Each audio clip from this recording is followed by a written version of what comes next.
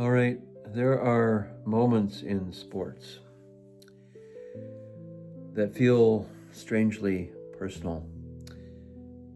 And the recent trade of Giannis, the Bucks Hall of Fame player, to Miami, it was like something really tugged at a thread inside my own chest, as if the shifting of the roster somewhere out in the world has changed something fundamental.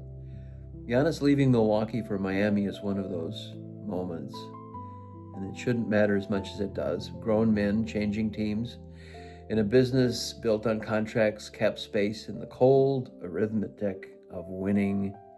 Yet those of us who have lived with the Bucks as a kind of seasonal heartbeat, it lands like a quiet grief. And I've been watching the Bucks since the days of Oscar Robertson, Lou Alcindor. My first Buck game that I went to was 1970 with my dad and my brother Scott.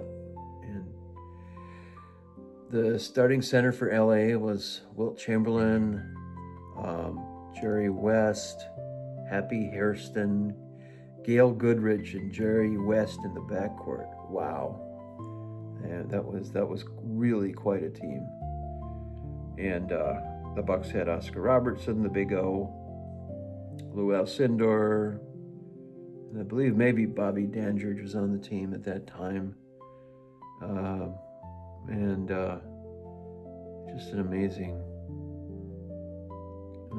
team they had, and they won the championship in 1971. It was 50 years later they won again. But the Bucks playoffs chances maybe 5 or 6 years before they're really good again. The draft picks tonight were encouraging. They picked up Burries and Ament, and they're both really amazing players. Number 10 and number 13 in the draft in the first round. And we got Tyler Hero, and that's okay. But back to Giannis, he wasn't just a player. He was this story that we all believed in, this long-limbed kid who arrived with nothing but potential and a lot of humility. He grew into a force of nature without ever losing the sense that he was grateful simply to be here in a sports world full of curated brands and polished personas. And he felt sort of disarmingly human, didn't he? He made Milwaukee feel like the center of a basketball universe. And so, yes, seeing him in Heat colors, it's going to hurt. Like my son says, this is going to sting for a while. Kind of sucks. But it's kind of like grief, we're grieving the loss of Giannis.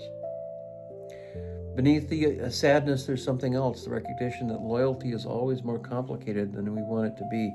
We romanticize the idea of a player staying forever, as if permanence were the highest virtue.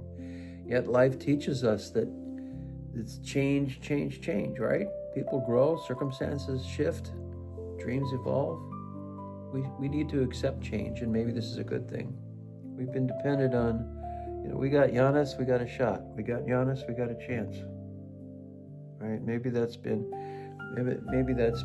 been too dependent on Giannis. Still, I find myself grateful for the nights when Giannis made the impossible look routine and was devastating moves to the basket of the power. And you wonder how long he can do that, into his mid-30s and upper 30s.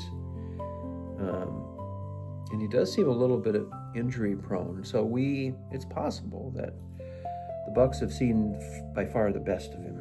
He may or may not work. In Miami, I hope it works for him. And just like a breakup, of someone you dated, I hope it works out for you. I hope it works out for you. I don't want to wish you any ill, but oh gosh. And maybe that's the lesson tucked inside the disappointment. The joy is no less real because it ends chapters are meant to close, and the beauty of sports, like the beauty of life, it teaches us these life lessons that change is a necessity. Winning and losing are stark realities in our lives. And Giannis may wear a different jersey from now on, but the memories remain forever, especially the 2021 championship with Holiday and Lopez, Giannis, and Chris Middleton. What a team that was. And maybe someday, I hope I still here alive to see a Bucks championship. And maybe these draft choices, Burries and Ament, maybe there'll be stars. Maybe they'll be able to rival the talent of the OKC guys. You never know in this sport. You just don't know.